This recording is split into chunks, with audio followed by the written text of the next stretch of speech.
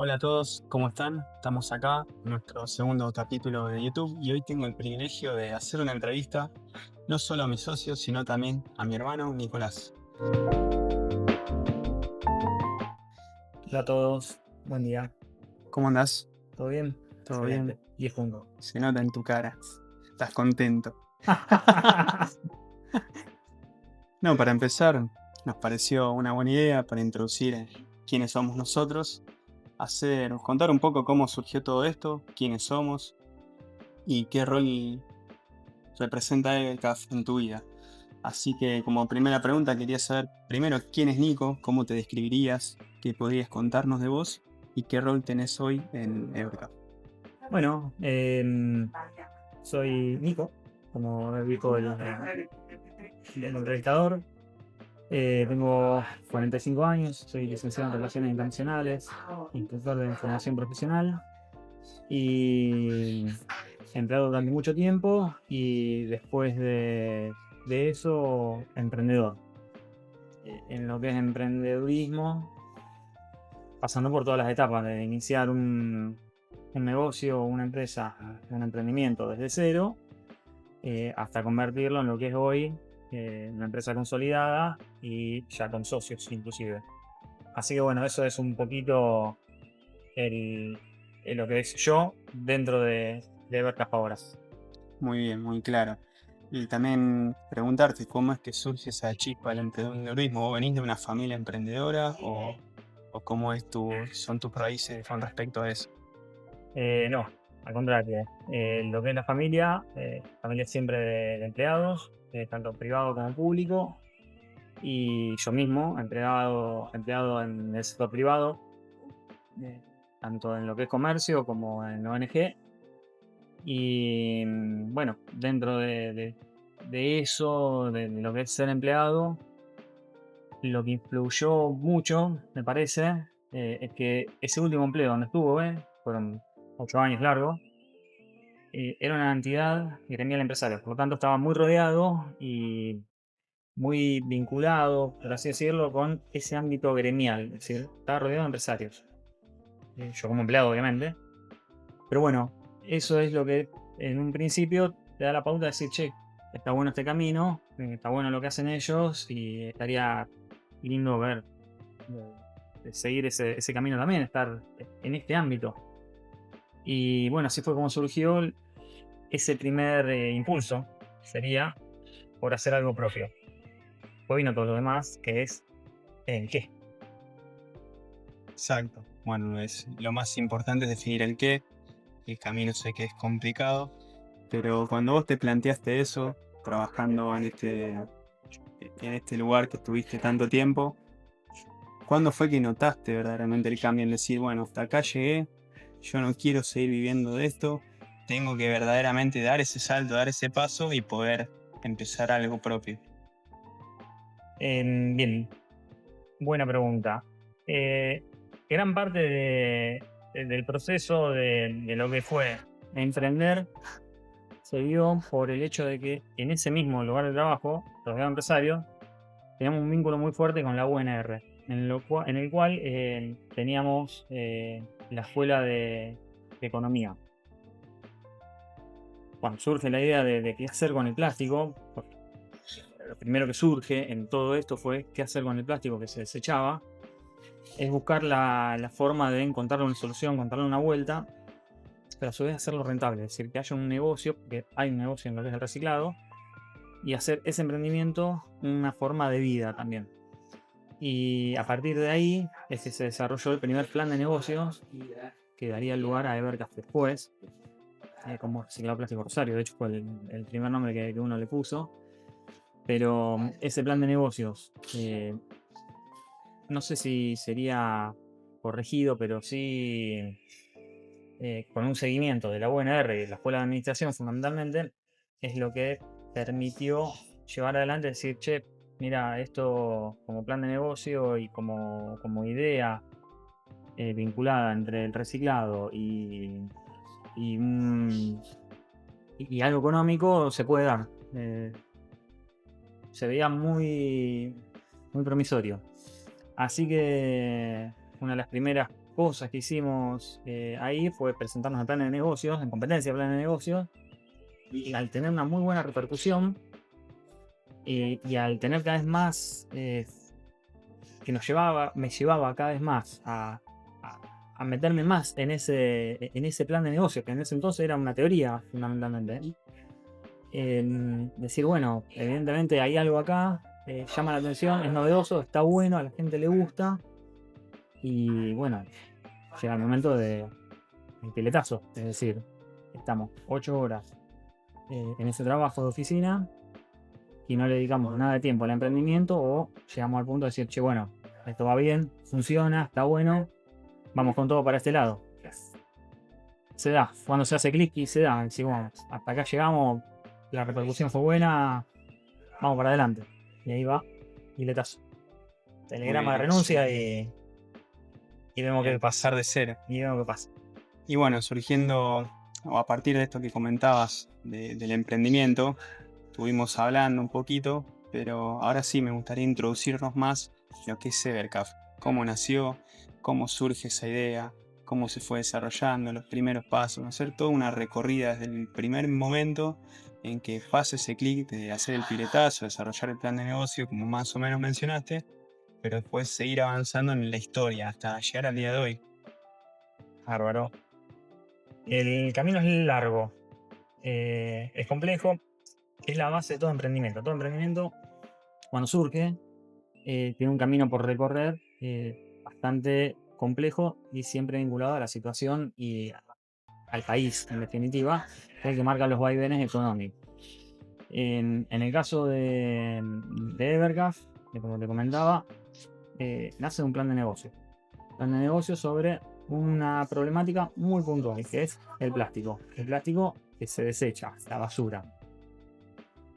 En ese camino emprendedor, el primer paso fue ¿qué hacemos con ese plástico? Es decir, buscar alternativas para que se pueda hacer algo, porque el plástico está fabricado, si no desaparecer, no se puede hacer desaparecer.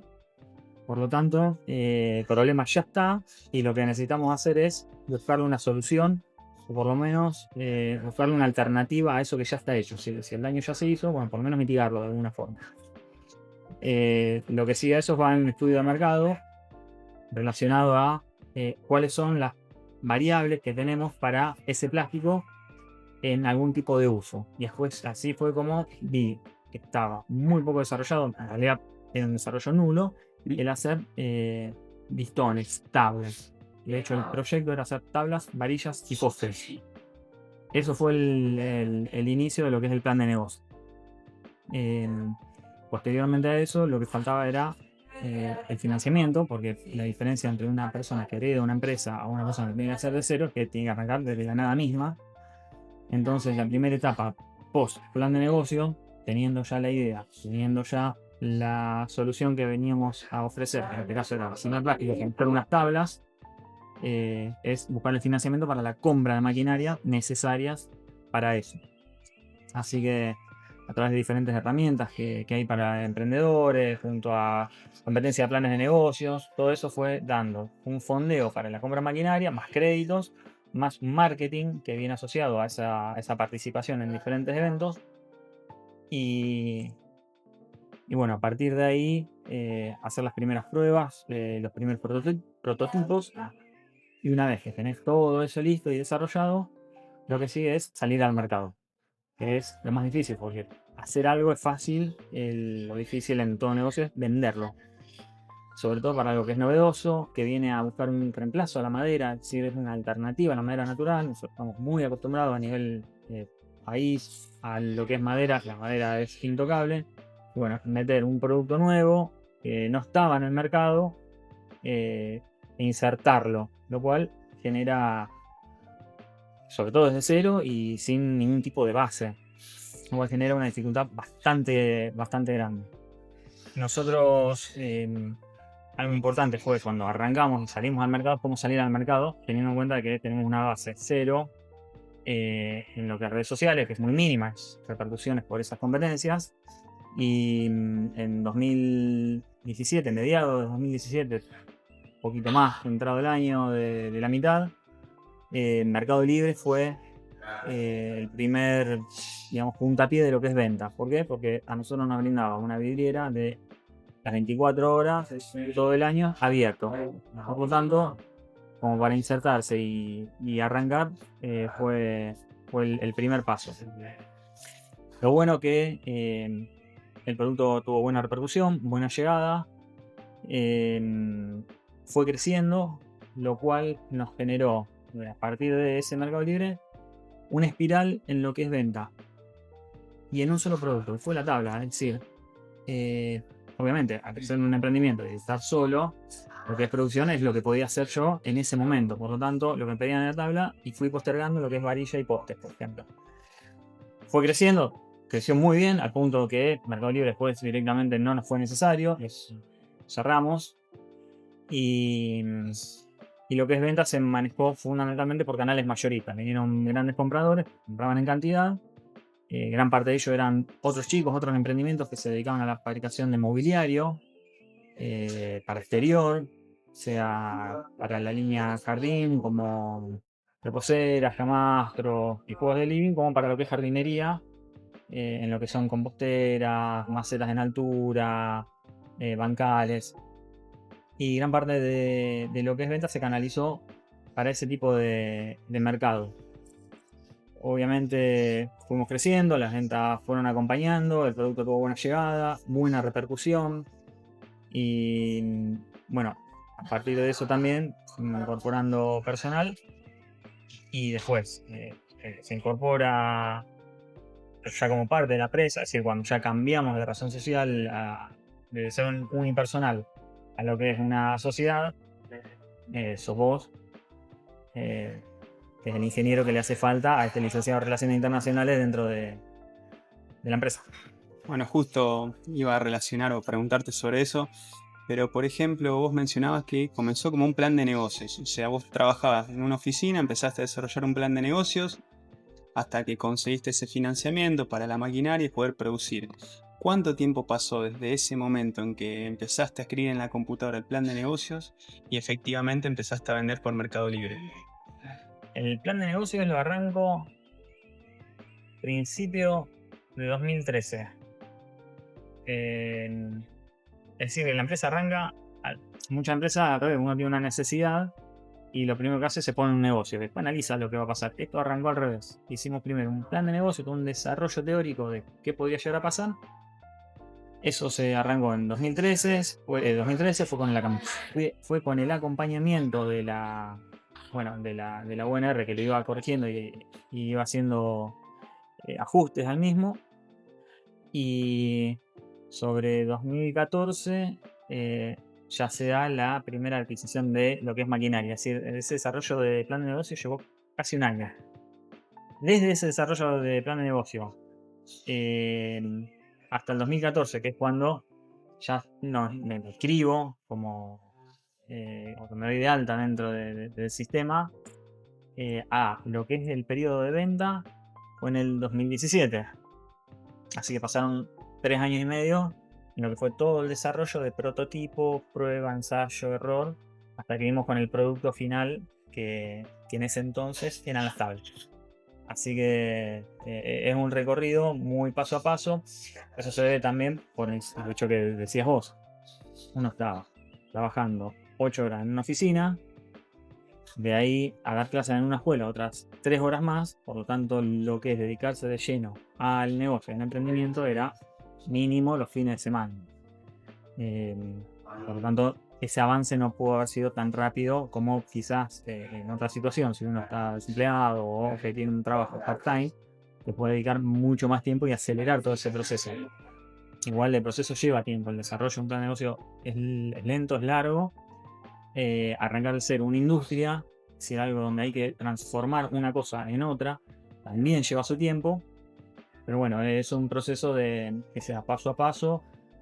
Siempre respiro lento, pero que sea paso firme, que sea bien pensado cada paso que da, porque estamos hablando de algo que es muy complejo, en el cual uno no tiene experiencia, porque no viene de familia empresaria, como dijimos antes. Por lo tanto, es difícil de llevar y hacerlo así rápido. Por ahí alguien que ya tiene mucha más habilidad o que viene con empresas anteriores desarrolladas. Sí, aparte, bueno, y tu historia es probablemente muy similar a la mayoría de las personas que quieren empezar un emprendimiento y no viene con un background justamente de Exacto. empresario. Ujú. Y la pregunta también, eso desprende, es cómo manejas la frustración. O me imagino que en esos 3 años y medio muchas veces decís, mira, esto no es para mí, ya me cansé, estoy harto, me gustaría ir por otro rumbo, sigo siendo empleado. ¿Cómo se maneja eso? Porque 3 años y medio no es mucho tiempo, pero al mismo tiempo puede ser una eternidad para este tipo de cosas, porque no tenés un piso firme o no ves un futuro certero. Exacto. Pero eso igual, cuando pasás al otro lado, que dejás de ser un emprendedor para pasar a ser un empresario, no sé, por lo menos me pasa a mí, y le pasará a varios, de tirar todo al diablo permanente. Si cada por decir, no, o que pasó tal cosa, o pasó de otra, o renega con una cosa, renega otra. Estamos en una el país en sí es complejo. No, lo de manejar la frustración es complejo en el sentido de que, pero eso de pasar en todo el empresariado argentino, o en cualquier parte del mundo, uno se tiene que acostumbrar a que hay muchos vaivenes de manera permanente, tenés que lidiar con muchos caos que se van moviendo de manera permanente, es muy difícil. Por momentos sí, cada corte te van a decir, chao, me voy, prefiero un sueldo fijo de todos los meses y no reniego. Pero por otro lado, el tener tu propio negocio, poder hacer algo que te gusta, eh, la clave o el punto está de que uno cuando es empleado, por ellos momentos decir, no, no quiero saber más nada, estoy cansado de estar acá, mientras que cuando uno tiene negocio propio, al revés, querés estar siempre en ese lugar, querés ir siempre, estás pensando siempre en eso. Eh, entonces, la frustración esa que tenés por momentos, pues se revierte por otras muchas cosas que son mayores que esas frustraciones. Así que, y es algo que se va aprendiendo también, porque ahí a los golpes, porque el permanente al principio, en ese principio era porque es eso, el ejemplo de la tabla no salía como queríamos, salía muy larga, o había problemas con la máquina y había que aprender a manejarla. No soy del palo, por lo tanto es un aprendizaje completo, no solo de empresariado, sino también a nivel cómo se maneja una máquina, cómo se transforma el plástico. Es mucho estudio, mucha capacitación, participé en muchísimos cursos de capacitación, sea relacionado al plástico, sea relacionado a emprendedurismo, sea relacionado a sostenibilidad.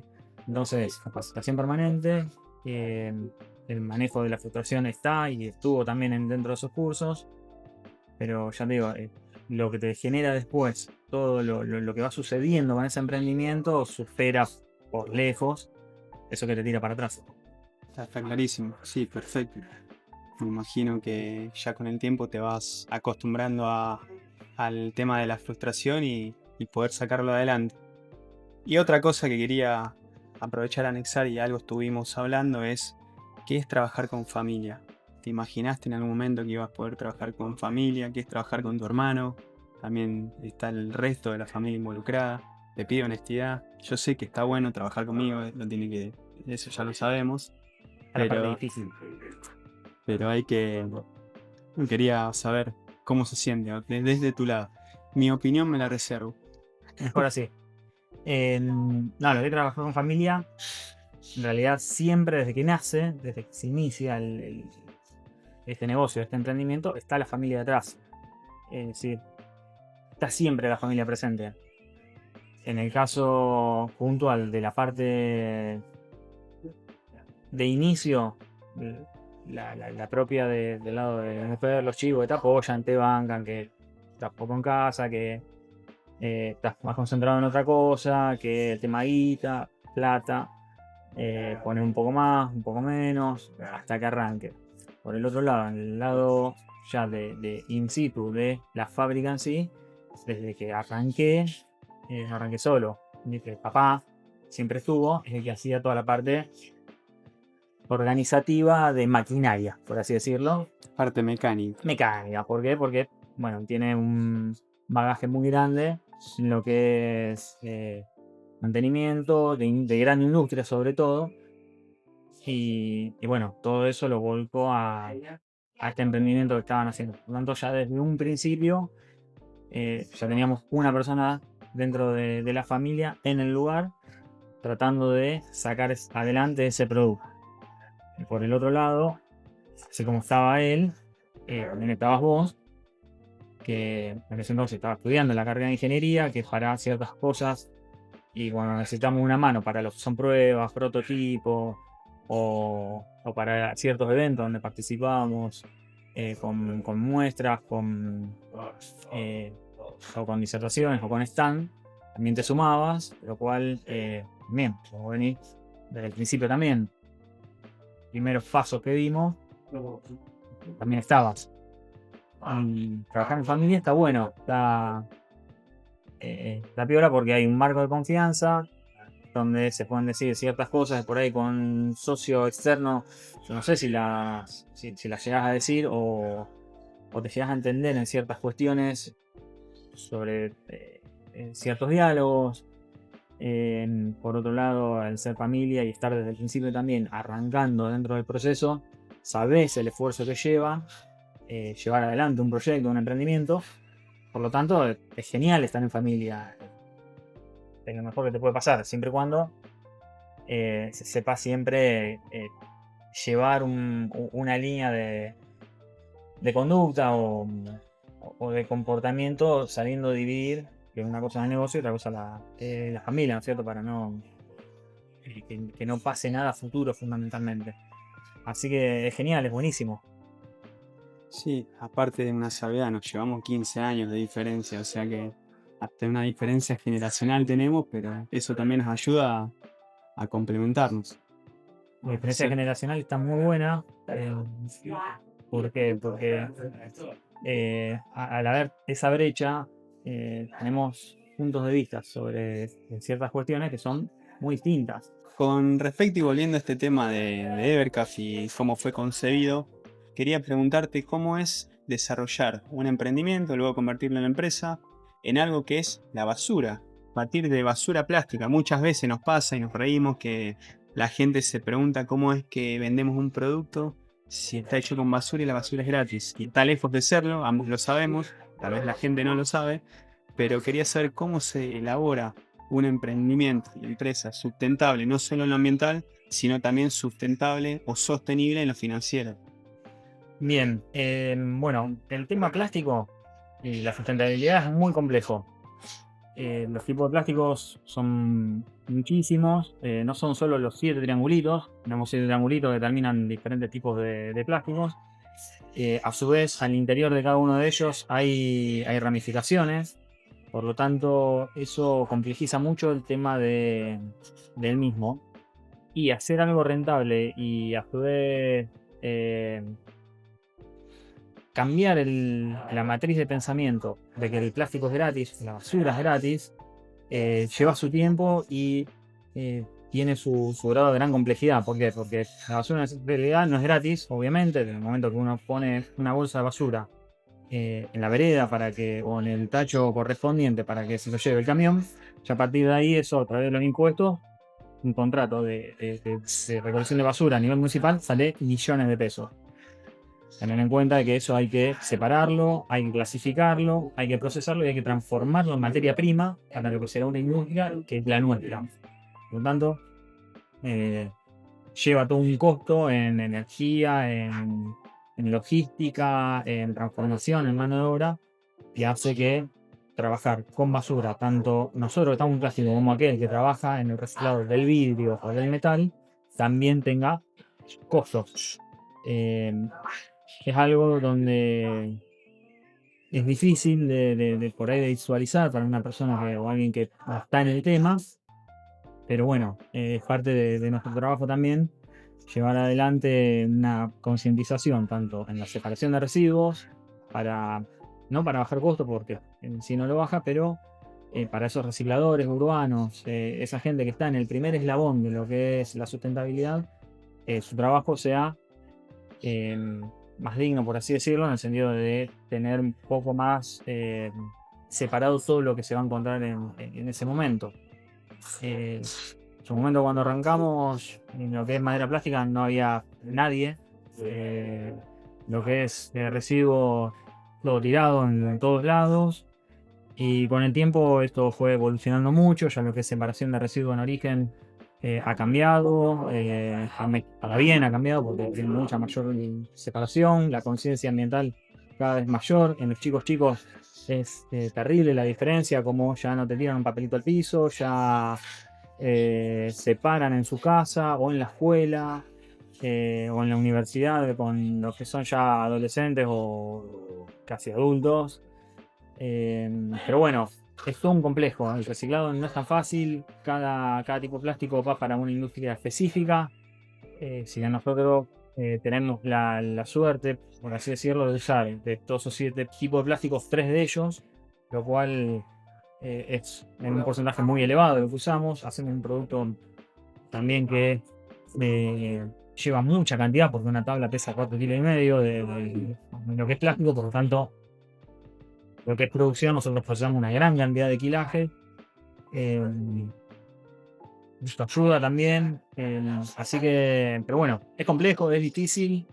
La tendencia ha ido evolucionando para bien y lo más complejo es eso, es armonizar entre lo que es la dificultad del reciclaje, los costos de que uno en el imaginario colectivo es basura y por lo tanto no tiene valor, y hacer un producto y a su vez poder hacer nuestra forma, nuestro modo de vida y forma de subsistir. Perfecto, más claro. Y ya para ir cerrando, me gustaría preguntarte cómo ves a Evercraft de acá a los próximos 10 años, cómo ves todo este proyecto a largo plazo, cómo te ves vos.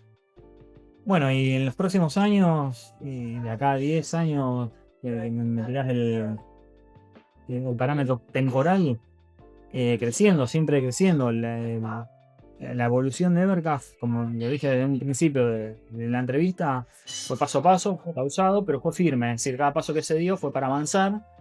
En un futuro tener, no te puedo decir un porcentaje de acá a 10 años, pero sí aumentar lo que es producción, sí sumar nuevos productos como lo estamos haciendo ahora con las varillas, abrir mercados en otros países, que es el camino que empezamos este año y lo queremos empezar a consolidar a partir del que viene.